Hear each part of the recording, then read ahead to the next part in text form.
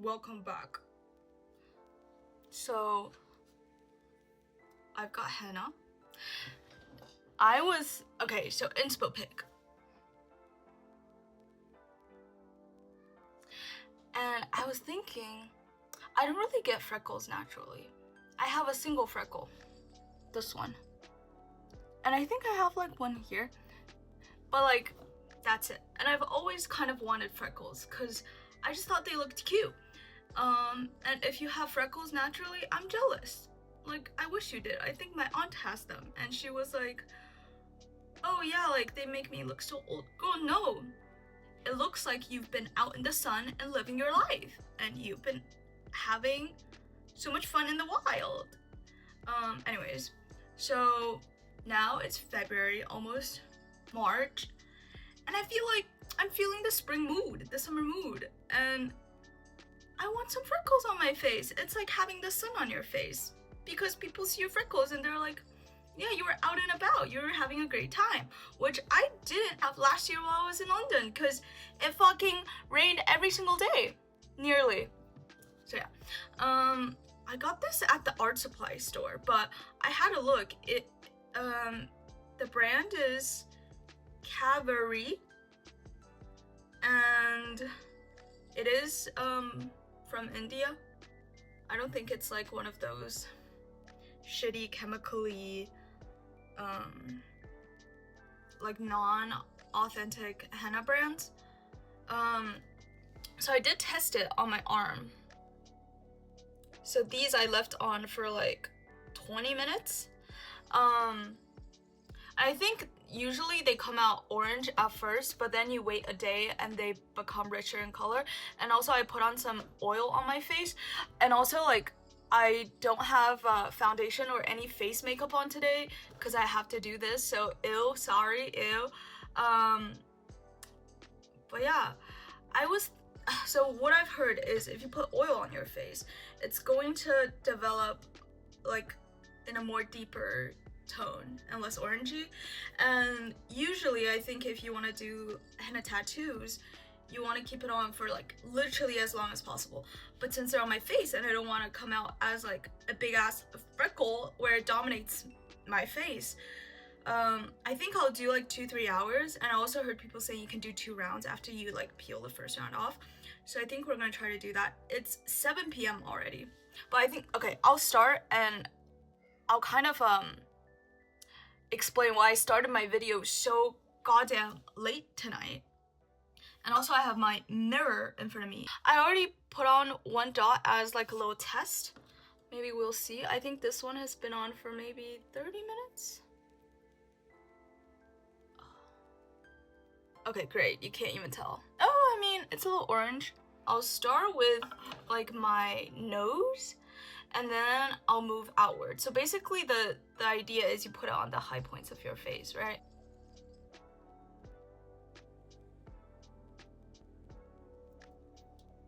It smells really good. It almost has like a perfumey taste to it. Smell to it. And I think you don't really want them to look that similar, because then it feels really fake. And I also heard like the darker spots. Oh my god. I heard like the bigger spots develop darker, which is good. I'm gonna make henna freckles work for me. Oh my god, I already see the vision. This is very exciting. Also, if you have like, what is it called? Trypophobia? Maybe look away. Like, this is not your video, and that's okay. Like, come back tomorrow and I'll have another video, hopefully. So I was saying why I started my video so late today, so I don't think it'll come out until probably midnight, is because I was really busy with the fucking job search. So I did eventually look on LinkedIn, and that app, well, that website is like so hard to use. Holy shit. Like, especially searching for jobs here locally to me, I can't tell if they're scams or not, you know what I mean? Like, a lot of them, they just don't look right. And I applied to 2, but most importantly, I applied for another job on this other app, And I got a response. They sent me this link to do a written test. I was so gagged because, bitch, they said you have to open the link and do it in 24 hours, okay? And it was 140 minutes. So that's like a 2-hour test that I have to make time to do. But I mean, it's fine with me because I'm unemployed and I have all the time in the world. But I was kind of scared because that's so many test questions, and I was like, I probably need to prepare. So I found like worksheets online and I did like a practice test, and it was so difficult. Like, I'll put a test question example here and have a look. Okay, have a look and we will talk later.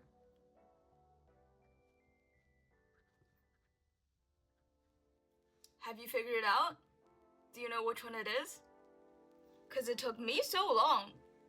So apparently, the triangle on the outside, it moves 1 from the first to second like box, and 2 like around in like clockwise order, 2 boxes from the second to the third, and then 3 from the third to the fourth. And the middle triangle switches between being filled in and being blank. Like, how would I even start to think of that? Because like, it makes no sense. Like, what would being able to solve this singular type of question like have to do with the work that I'm gonna like do like for the company? Oh my god. And I mean, I guess they're like, we want people who can reason, I guess, but it just felt crazy. Like, and there's so many more questions like that. I prepped for, I would say, like 2 hours. I did a bunch of those mock questions, and they were so hard, and I was basically looking at the answers they gave, because I was like, there's no way I can just figure it out myself. Can you see it? Okay, so I had to look back at the reference, and I think she has like way more like centered around the tip of the nose, but this like central area, it was filled for hers. So I'll do that. And after that, there was an AI interview. I don't know if you guys have done AI interviews yet, but what the fuck was that?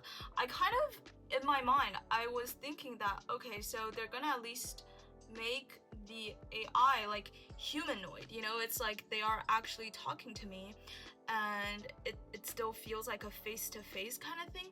No, not at all. Like, it was this avatar floating in the void of this like blue and white abstract background that's probably fucking supposed to invoke feelings of technology and innovation. And so it's like this bodiless robot that's floating, that's asking me these questions. And also I thought they were gonna like have follow-up questions, because you know, like AI, they can fully talk to you now with whatever tech that's ruining the planet. But no, like, it's not. I don't know even why they call it an AI interview when there's no AI component. So basically the robot just like prompts you with questions, and you have to answer within, I think, 3 minutes for each question. And once it's over, it just has some generic response like, I've heard your response, or like, you're doing great, we're halfway through. And it's like, okay, amazing. And I also thought, like, if it's AI, it's probably gonna be able to, you know, ask questions based on my resume. You know, like, ask about my projects, how they are gonna translate to the work that the company wants me to do. No, like, there was none of that either. And it was just shocking how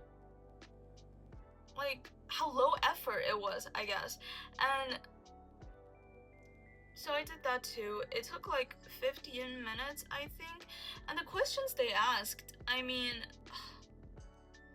I've been to like real in-person interviews because I've been trying to find a job for a few months, and it's really nothing like that. They were like they're almost funny. Like one of the questions was like, one of your team members keep taking up all the time in a discussion and wouldn't let other people talk. What do you do? Like, are we in college? Is this like, am I helping counsel someone? Like, what is going on? But yeah, it was just so confusing. At least easily done, right? I just tried to like talk like I am in fact talking to a person. Like, it's so dystopian. What have we come to? Like, what's next? I'm an AI too? Like, AI interview and AI responses? What's even the point of me being here then? You know what I mean? It's just... Sorry. I had to have a look up close. And also, this is the iPhone front camera. Isn't it such high quality? Like, I am shocked. This is the iPhone 17? I upgraded from the 12 last year. Honestly, the 12 to the 17 is such a big upgrade. And also with the new system too, the new iOS. How do we feel about the liquid display thing?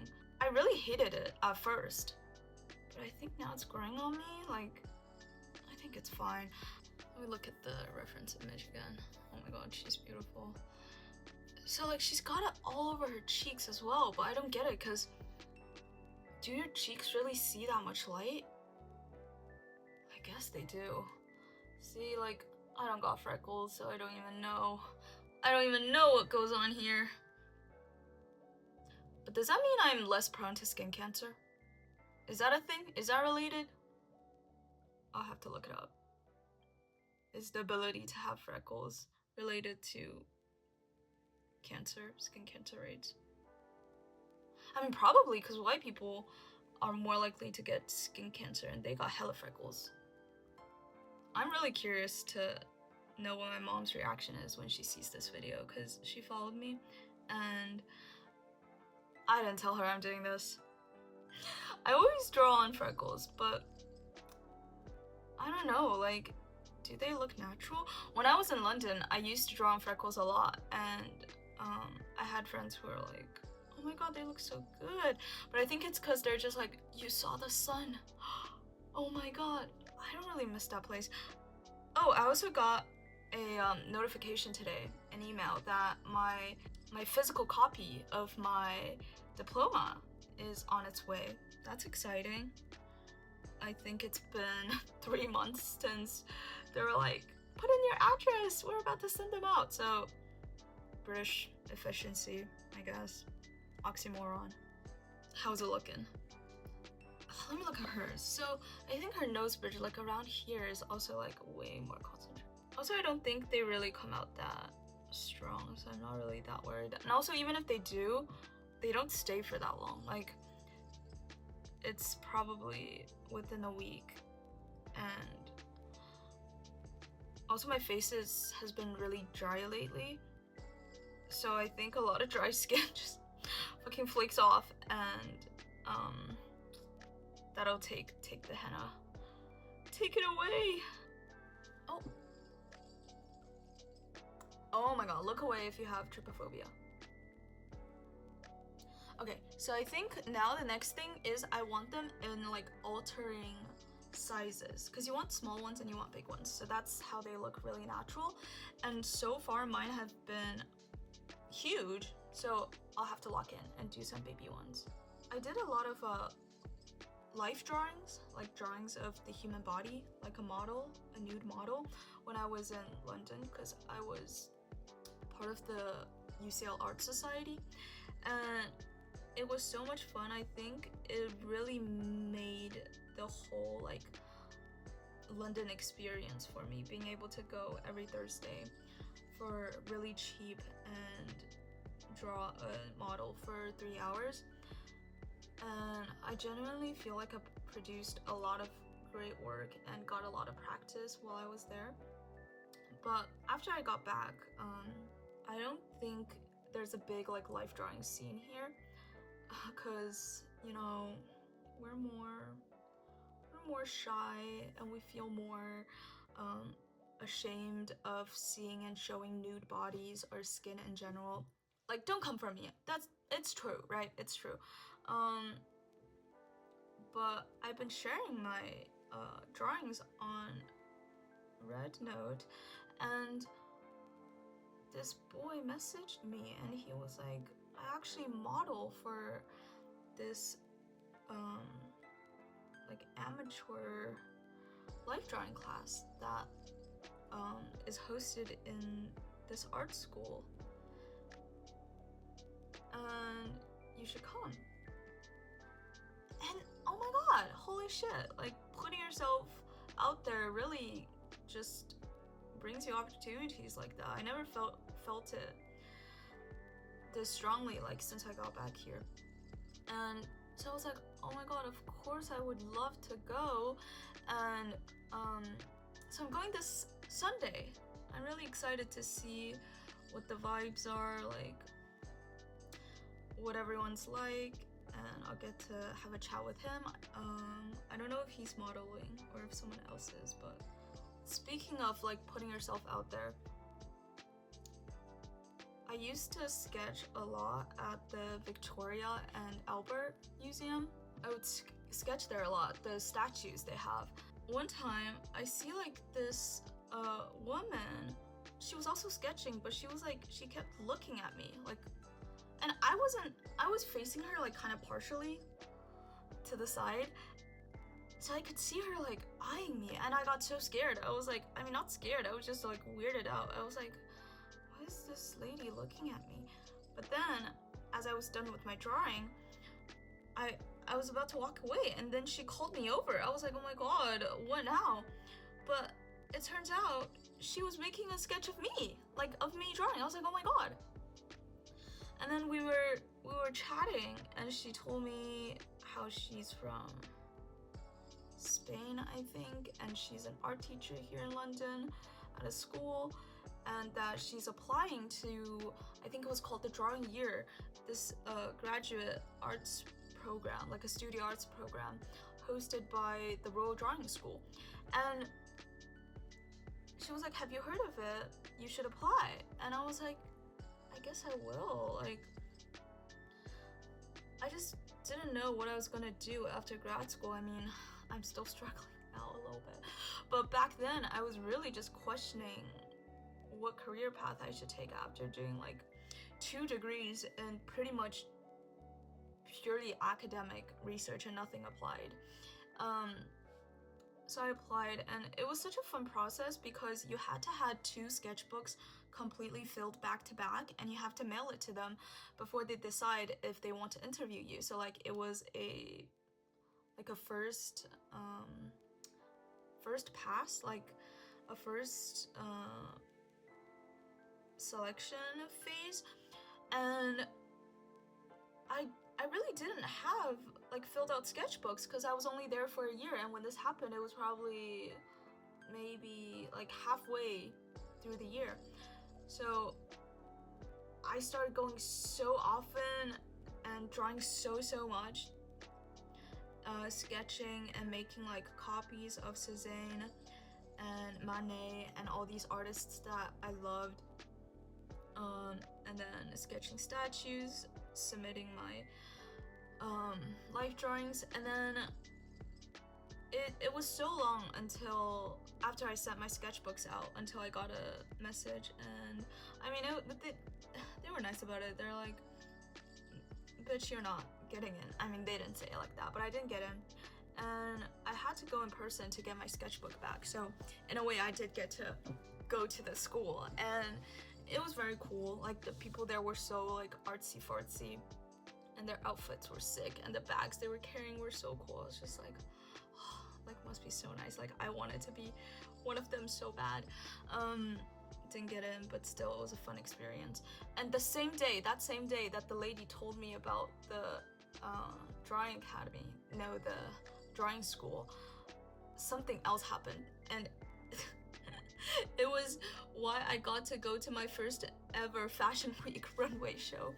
There was this dude that was also like interested in my drawings, and he walked over and asked what pen I was using, and it was like those half like charcoal, half color pencil pens. I'll put an image here, I'm sure. And so I was telling him where I got it and the history, because apparently it's the same like material that Da Vinci used when he was making a lot of his sketches. So we were chatting and he was like, I'm actually here because of Fashion Week. I was like, that's so cool. I was like, you're going to Fashion Week? I was like, how do you even get an invite to Fashion Week? He's like, no, like I'm a designer. They're showing my they're showing my designs. And I was like, holy shit. I was like, that's super cool. And he was like, can I get your Instagram? He was like, I'm gonna be here for a few days, like maybe we can go out for coffee or something. We were chatting that night on Instagram, and he was just like, do you want to come to my show tomorrow? I was like, it's tomorrow? And I was like, can I even, like, I don't know how anything works, like if it's invite based. He was like, yeah, I think I'll just have them send you a pass and you can come. So I went. It was so cool. It was in a church.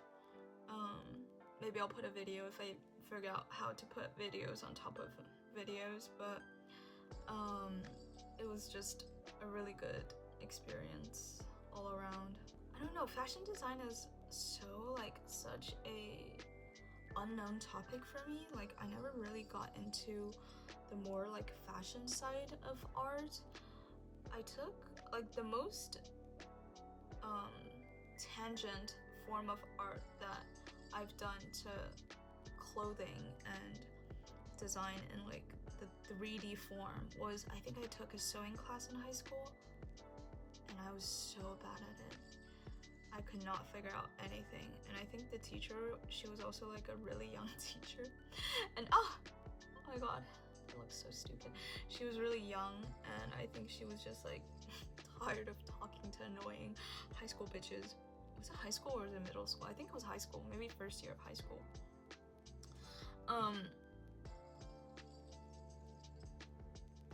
But yeah, I mean, I did alter my own clothes when I was in college with the money that I got from my first paycheck when I was working at the coffee shop at the school library, where my manager was insistent on on putting Vietnamese coffee on the menu. I mean, no, like I'm all for it, but it's his higher up, like the manager's manager, that was against it, and he was trying so hard. I worked there for maybe a year and a half, or like I think a year, and it was constantly on his mind. He was hugging the Vietnamese coffee all the time, and he would make it for us, and it was so good. It was so good. Oh my god.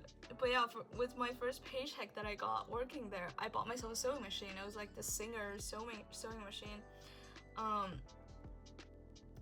And I altered all my clothes because I only thrifted and didn't buy anything new when I was in San Diego, where my college was, and all of my clothes, my pants were too long because I'm so short, but I loved a baggy pant, like a parachute pant, so I had to alter them myself, and my PJs and everything, and yeah, everything just fit me really well, and I was like, yeah, I'm just really good at thrifting, guys.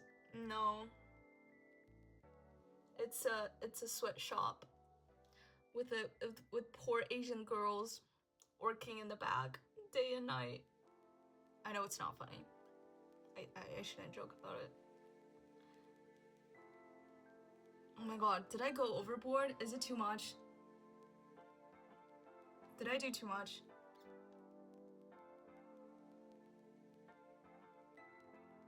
Oh my god, I can't stop. It's so addicting.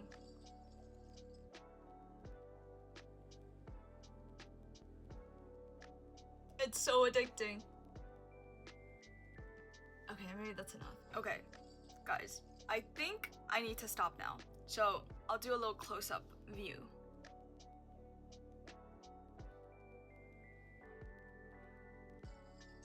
A little on the chin. And then the hand. So I'll see you in 2 hours. 2 hours later. Okay, I peeled it off. I mean, it's actually really natural, but I think it still takes some time for it to develop. So I guess you'll have to see tomorrow in my new video how it looks after it's developed overnight then. Well, here's the final look. I really like it. And these are some pics I took earlier. Okay, bye, see you tomorrow.